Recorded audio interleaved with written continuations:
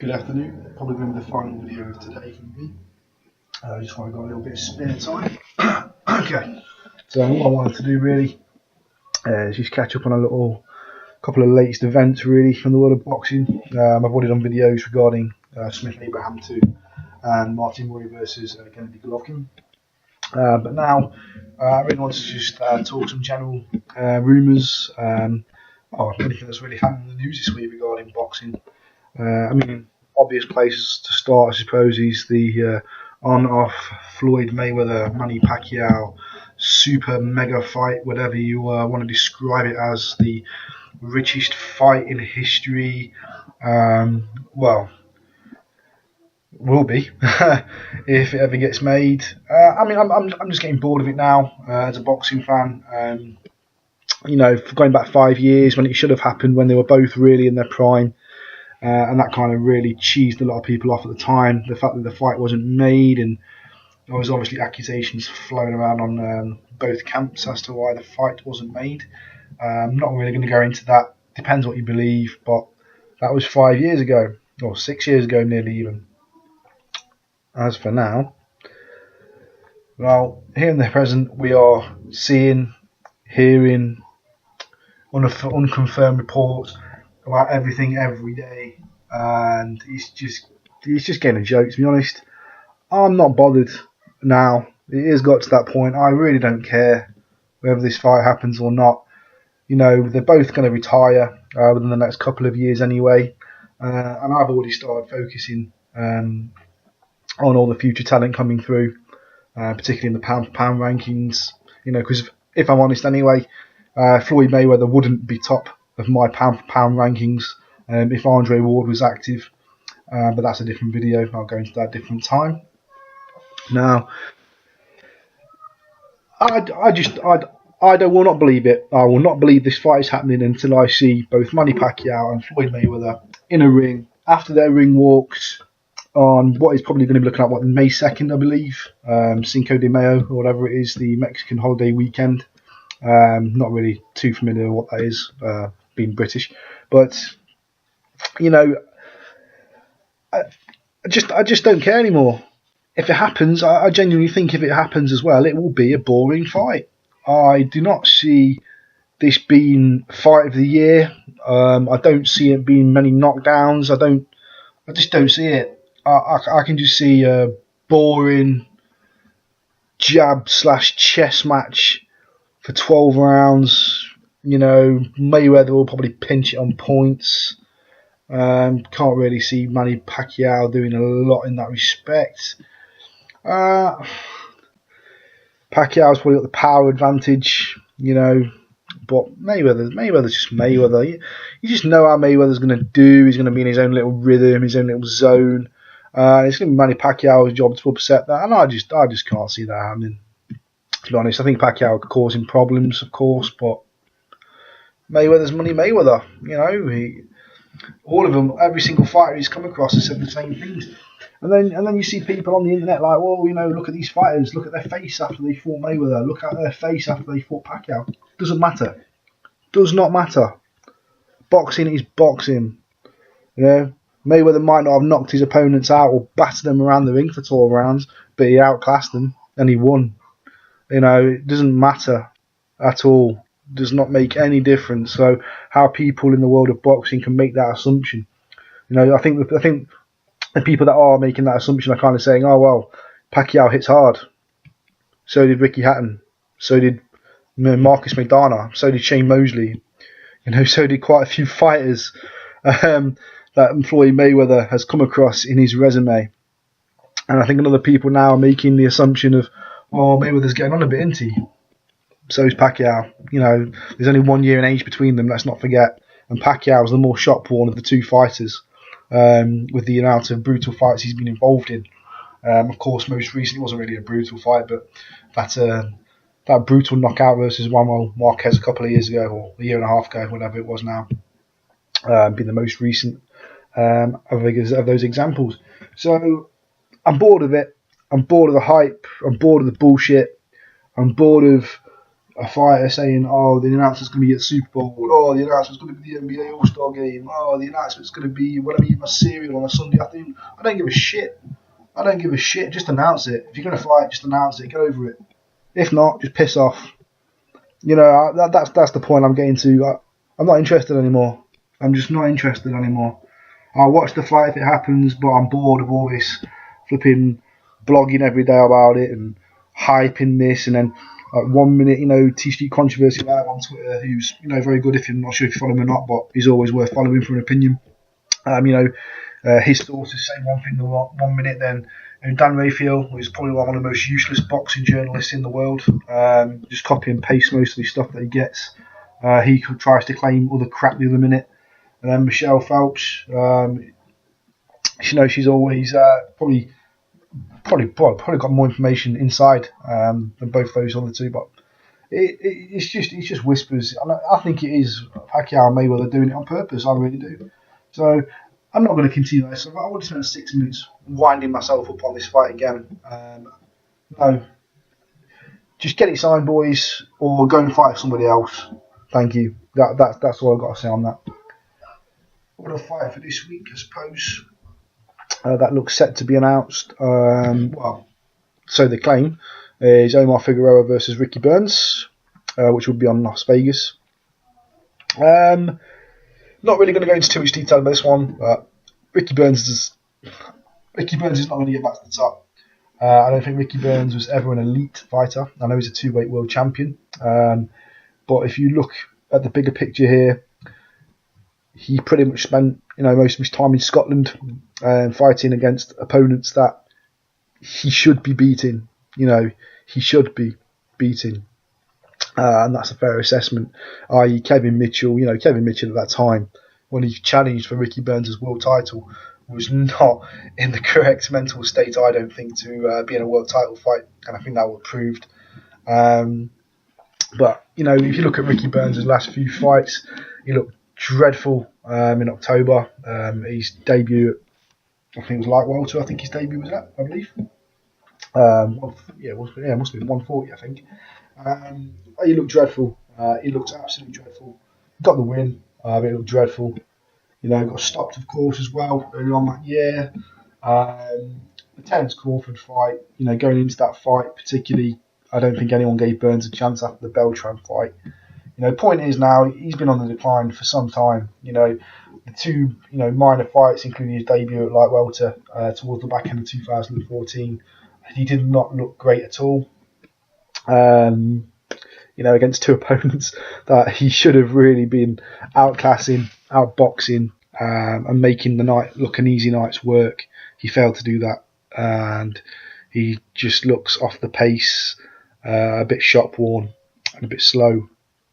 And he even looked a little bit flabby in his latest fight at lightweight. So I don't see any gain really in going to the States to fight Figueroa, except for money. That is the only thing I can feasibly see why you would do it. Like I say, going back from the two fights later, 14, Terence Crawford, I don't think Ricky Burns was given a chance by anybody against Terence Crawford after the Beltran performance. I think that was justified in the win against Crawford, where Ricky Burns did absolutely nothing. And that I don't want to be blunt or bold, but he didn't. He lost to a superior fighter fairly. Going back before that, the Beltran fight was probably one of the biggest robberies of 2013 when he lost to Beltran. That was a disgrace. Even the Scottish crowd were booing the decision. But the fact that the fighter had still holding a world title and your own fans are booing that's how bad that was. I think we don't need to go into more detail. And then there was a guy he fought before Beltran. I can't remember his name. But he gave Ricky Burns all kinds of problems for literally about 8 rounds until he just looked like he kind of gave up. Like his heart had been broken by the fact he hadn't got Ricky Burns out of there by that point. And then Ricky Burns, I think he retired in his corner. The other guy came in a broken hand. That was weird. Ricky Burns got battered from pillar to post before that dodgy retirement. And I was amazed if the guy retired because he was well on for winning on the points as well. He'd have, well, saying that, I was about to say he would have left Scotland the world champion, but after the Beltran fight, I don't know. Maybe Ricky Prunes would have got a scrape. So Omar Figueroa, we know he's a wild puncher. He's got a little bit of power, but he's a wild puncher. He does leave himself really open. A bit like Golovkin in many respects, I suppose, although I do think Golovkin's a lot more composed and a lot more better all-rounded than a Figueroa type. Can Ricky Burns outbox Figueroa and keep the power shots off him? No, I don't think so. I would love to say yes. I would love to see Ricky Burns win another world title, but I just can't see that happening. Unless something happens in Ricky Burns' camp. If this fight does, of course, happen. I mean, I know it's still only a rumoured fight for the 9th of May, I believe. It's nothing set in stone yet. But I just don't see it. I just can't. I just don't know what Ricky Burns could do any differently. Because over these last 5 performances have all been way off. So unless someone's going to stick a firework up his arse and he's going to, train extra hard or make adjustments, I don't know. I mean, I know he's changed his trainer in the last year, which sometimes can take a while to have an effect. Normally you don't really start to see those changes. Normally within like 3 to 5 fights. The first couple of fights you can never really say whether the trainer change has worked or not. But I just still don't see it. I love Ricky Burns. I think he's been great for boxing. I think he's been great for Scotland, to be honest. I know it's been a hard job for him, obviously holding the fort up in Scotland on his own for a few years as the solitary world champion. And I think he's done a good job considering the amount of pressure he was under. I just can't. I can't see him being Figueroa. I really can't. I mean, Figueroa is not the greatest. I think Figueroa is there, and he's open. I think someone like Kevin Mitchell, the way he performed against Estrada only a couple of weeks ago, if that Kevin Mitchell showed up against the Figueroa, I think Figueroa would be given nightmares. But I can't see Ricky Burns fighting like that. Ricky Burns certainly hasn't got the power that Kevin Mitchell has. So I don't really see that one happening at all. Moving on though, I spent about 6 minutes on that one. Blabbering on a little bit. I do apologise, but I do love my boxing. As soon as I get in the swing, I do love to continue on. Next fight, really. There's not really any more rumoured fights amongst the horizon. There's still the question of the IBF super middleweight title, of course, which Carl Froch has recently vacated. We know for a fact that one half of that fight for the vacant title is going to be James DeGale. Looking likely the other half of the fight is going to be Andre dirrel. Andre dirrel refuses to fight in England because of what happened against Carl Froch, where he claims he got robbed. Bull fucking shit, Andre dirrel. You can't come to a champion's backyard and fight like a chicken shit on the back foot for 12 rounds and expect to win. No, you did not get screwed. You screwed yourself with your own negativity in that fight. Anyone who disagrees with that, I would say this. I've been speaking to a lot of people who, who like myself, was at the Nottingham Arena that night for the Andre dirrel fight, and a lot of people in the arena, hands up, big Froch fan going. Dirrel did technically, I suppose, do enough to outbox Carl Froch and win the title. However, this isn't child's play. This is professional boxing. You cannot go to a champion's backyard, fight like a... apologies for the language, by the way, but you cannot go to a champion's backyard and fight like a chicken shit for a world title and expect to be crowned. That just does not work. Not work at all. Dirrel did pick it up in the last few rounds in that fight, but the start was dreadful. It wasn't a robbery. A lot of the people who I spoke to were American and say that was a robbery. Then I asked them about the Canelo Alvarez Erislandy Lara fight, and they say, "Oh, well, Canelo clearly won that." Well, then you're a bit of a hypocrite, aren't you? Because you're basically saying that, if you're saying Andre dirrel won the Froch fight, then you've got to be saying that Erislandy Lara won the Canelo Alvarez fight. You can't just sway your opinion depending on which fighter it is. And also, the last thing I would say on that, I know obviously the Lara Alvarez fight was a bit different, by the way. I'm not saying they were exactly the same type of fight, but similar argument there. Similar argument, okay? Going into what I was just saying there in a bit more detail, I just think that he knows he messed up. He knows he messed up, and I just think he wants home backing for his first world title fight. Don't see how he's going to get it, to be honest, unless that goes to obviously bids, which it may well do. Although I think DeGale would be a fool, to be honest, not to accept the fight in the UK again. Main reason why, money. Andre DeGale is not going to make more money for this fight than he would in the UK fighting James DeGale. Simple fact. Why? James DeGale is not a name in the States. Andre DeGale is a name here. James DeGale is a name here. Andre DeGale is not even a big name in the States. You know, he's spent the best part of the last few years fighting tomato cans, really, after his recovery from that serious injury, of course, suffered against Arthur Abraham. So, if I was to do well, I would fight in the UK. Money is there. You have, your name is here.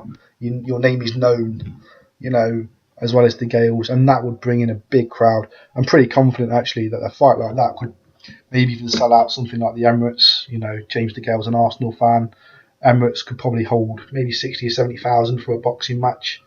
I don't think he would do those numbers, but something a bit more similar, or a bit more sensible, rather, I should say, maybe along the 40,000 mark. And that will be a good fight. And that'll be an interesting fight because there's only 3 guys in super middleweight that I see as a threat to James DeGale. Andre DeGale is one of them. Andre Ward, of course, being the main one.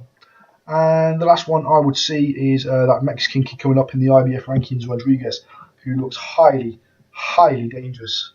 I truly believe he is going to be something special if he continues his development the way he's going. So that'll be exciting times. If it wasn't Andre DeGale who fought James DeGale, I think he would have to be the next in line, which is the Mexican kid. So I think that James DeGale's got a tough fight either way if he wants to win that world title. More developments over the last week, of course, on the George Groves situation.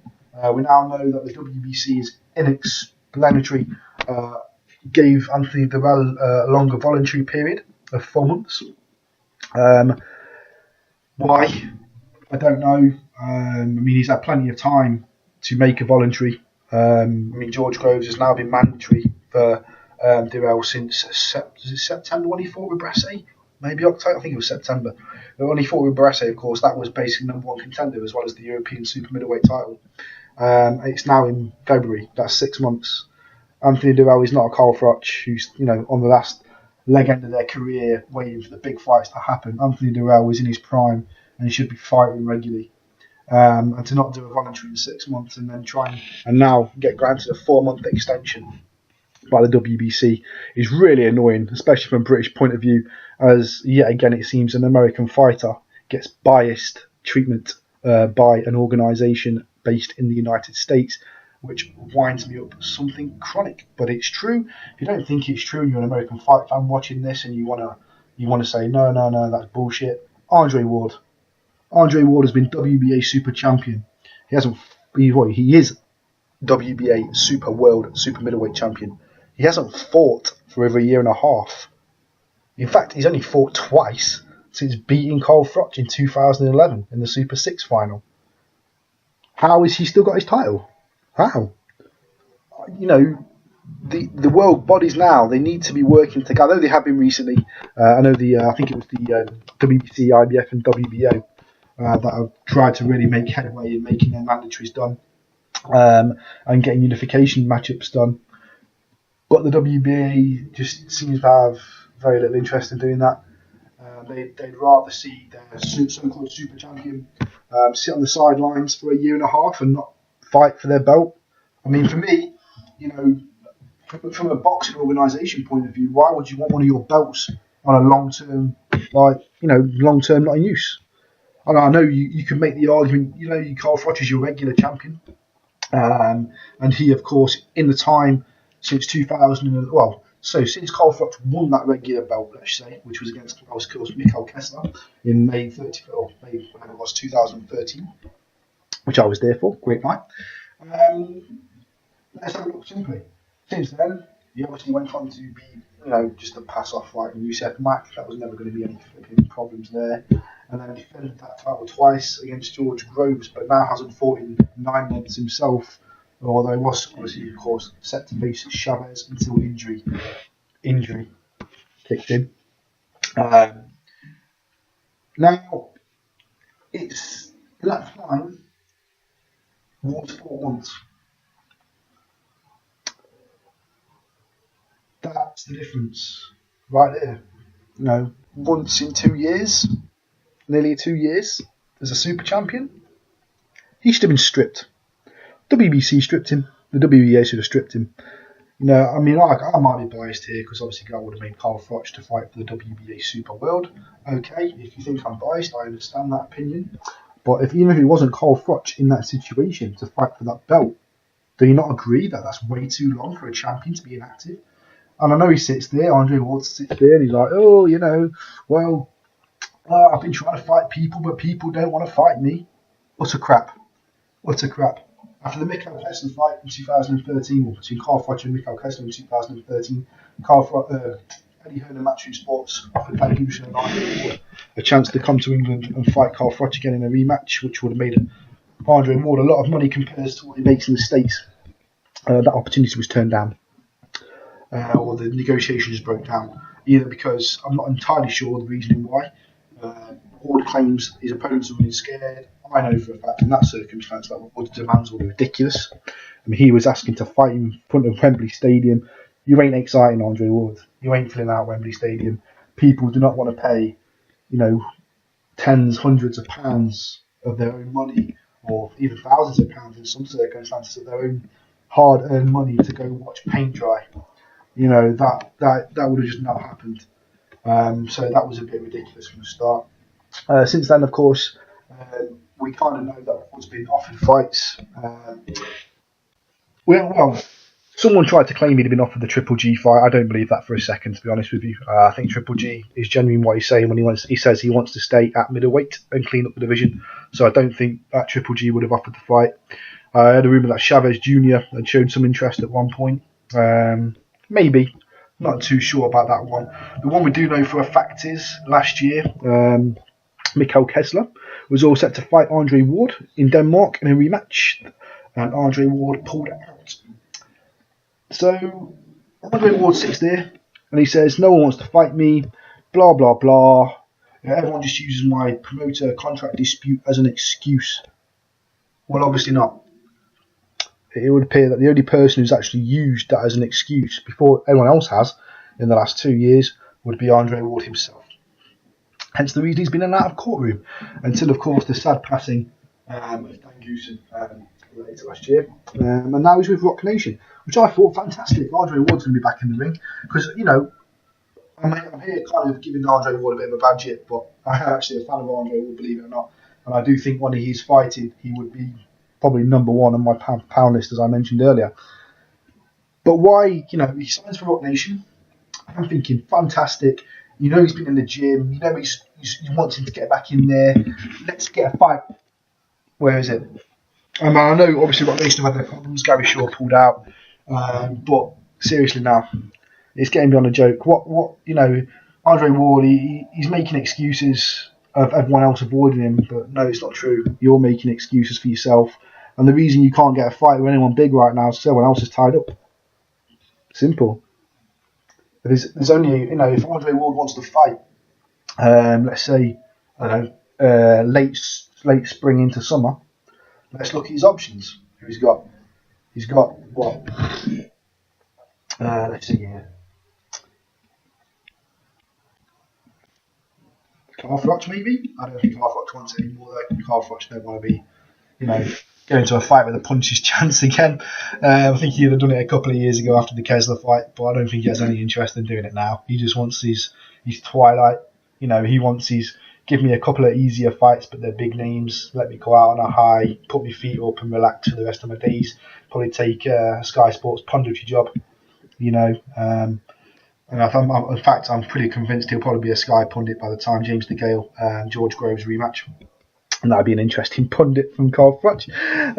So that'd be an interesting time. But so Carl Froch, you know, he might be available right now with no fight for the immediate future, but I do not think he will fight Andre Ward. Next option, Chavez Jr. is already involved with Fonfara, and it's still rumoured that Chavez Jr. wants Froch after Fonfara, although I think Fonfara would do a lot more problems and damage that Fonfara than people realise. So I think Chavez Jr.'s got to be on his guard for that one. George Groves and James DeGale are avoiding fights unless George Groves wants to take on Andre Ward in the meantime, of course, while he's waiting for his Anthony dirrel mandatory fight. Although I do think that would be a little stupid if he did that. Who else? Triple G's involved with Martin Murray. He's already stated he wants to stay at middleweight. So if he does beat Martin Murray, which a lot of people think he will, I think he will stay at middleweight. He wants to unify those titles before moving up. So I can see GGG at least at middleweight for another year. Who else really? Andre dirrel looks set to fight James DeGale. Mikhail Keston would still come out of retirement from Andre Ward, but I don't think Andre Ward will go out to Denmark because he refuses to budge more than 5. He refuses to budge. Let's not go any more specifics than that. I mean, this is the only guy that didn't fight out of his natural country in the Super 6 tournament and got biased and preferential treatment all the way through, and every time he spat his dummy out the pram. So, he's not going to go to Denmark and fight Kessler. So that fight can be ruled out, and Kessler can stay in retirement. Looking beyond them, he's going to have to fight, not an unknown necessarily, but somebody a little bit further down the pecking order, maybe, kind of propping up the top 10 in the rankings or a little bit lower than that. And I don't think he wants that fight. So he's kind of stuck in his own situation right now. He's got a promoter that can promote him. He's got people that will fight him, but he can't find the right person to fight. And he will try and sit there and blame everyone else, but right now it's his own fault. He's had 2 shoulder injuries. I realised they were quite nasty injuries. But he's been fine. He's been able to fight for a long time, claiming that everyone using his promotion is using an excuse, but that's not simply true.